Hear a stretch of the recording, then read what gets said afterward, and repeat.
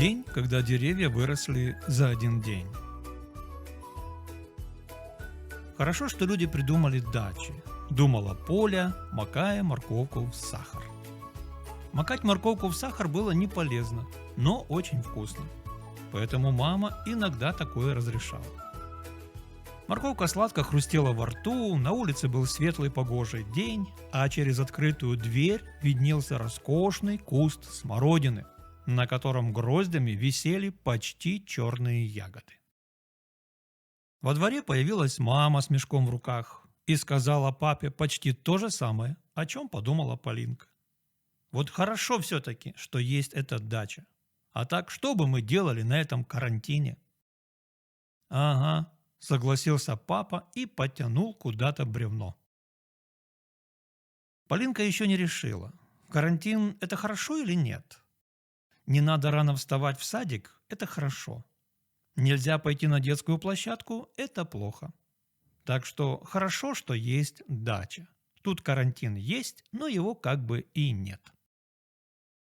Поля доела кусочек морковки, напоследок обильно макнув его в сахар, и направилась во двор. Там было много интересного. Бабушка Люда мешала раствор, папа складывал доски, мама готовилась что-то красить. Поэтому Поля, погладив щенка, двинулась в сторону смородины. Ягоды были крупными и красивыми. С одной стороны были зеленоватыми, а с другой уже чернели. Полинка сорвала 3 штучки, глубоко вдохнула и отправила их в рот. Ее лицо мгновенно перекосила кислая гримаса. После морковки с сахаром она прямо не ожидала такого поворота. Это было еще хуже, чем лимон. А что такое лимон, она очень хорошо знала. «Мама, а почему смородина такая кислая?» Так же кисло спросила Поля. «Ну, потому что она еще не поспела», — ответила мама, предчувствуя, что вопросы только-только начинаются. «А когда она поспеет?» — продолжала Полинка. «Через несколько дней», — сказала мама и сосредоточенно принялась красить двери. «А почему так долго? Почему вообще все растет так долго и все такое кислое?» Тут появилась бабушка с веником в руках. Посмотрела на расстроенное лицо внучки. «Что случилось, малыш? Почему все растет так долго? Почему все такое кислое? Почему ягоды не могут быть маленькими, но уже сладкими?» Бабушка улыбнулась, положила на землю веник и сказала: «Пойдем чуть-чуть отдохнем на скамеечке, и я расскажу тебе о том, как однажды, только за один день, выросли все деревья, созрели все плоды, выросла вся трава и зацвели все цветы». Полинка с интересом посмотрела на бабушку и расположилась рядышком на скамеечке. «Когда-то давным-давно Бог сотворил нашу планету», – начала бабушка свой рассказ. «Знаю, знаю», – перебила ее Поля. «Мне дедушка рассказывал про свет, про радугу и про эту, как ее, еще атмосферой зовут». «Про твердь, наверное», – подсказала бабушка Люда. «Да-да, про твердь», – подтвердила Полинка. «Так вот, то, о чем я тебе расскажу, произошло на 3-й день творения. Как ты помнишь, Бог отделил воду на земле от воды над атмосферой. И везде на нашей планете из воды выступали небольшие кусочки земли, как небольшие острова. И Бог решил, что будет лучше, если землю собрать большими кусками в одно место, а воду в другое. Он сказал: пусть земля соберется в одно место.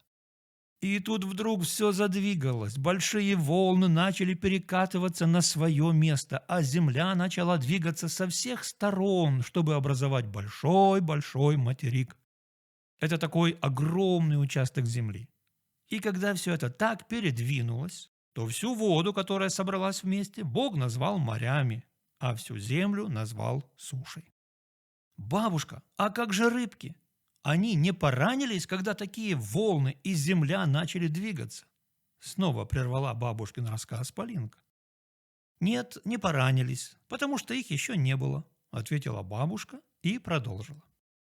Но самое интересное начало происходить дальше. Бог сказал: пусть из земли вырастет трава, пусть вырастут деревья, Пусть вырастут цветы. И ты можешь только себе представить, что тут началось. Это было похоже на какое-то удивительное чудо. Вся земля зашевелилась, начали пробиваться стебельки травы, а рядом с ними стебельки высоких деревьев. Ты представляешь? Растет себе стебель травы, а тут вдруг его обгоняет стебель дерева и говорит: «Извини, дружочек, мне надо быстрее. Мне надо дорасти на высоту 100 метров». А стебель травы ему отвечает: «Ну ладно, давай, не расслабляйся. Передавай там привет наверху». Поля рассмеялась. «Извини, дружочек, мне надо быстрее. Ну ладно, передавай привет наверху». Ей очень понравился такой диалог. «Ты же понимаешь, что я так пошутила», — сказала бабушка Люда. Но росли они очень быстро. То был единственный день в истории нашей земли, когда куст смородины вырос, зацвел, и на нем появились спелые ягоды всего за один день.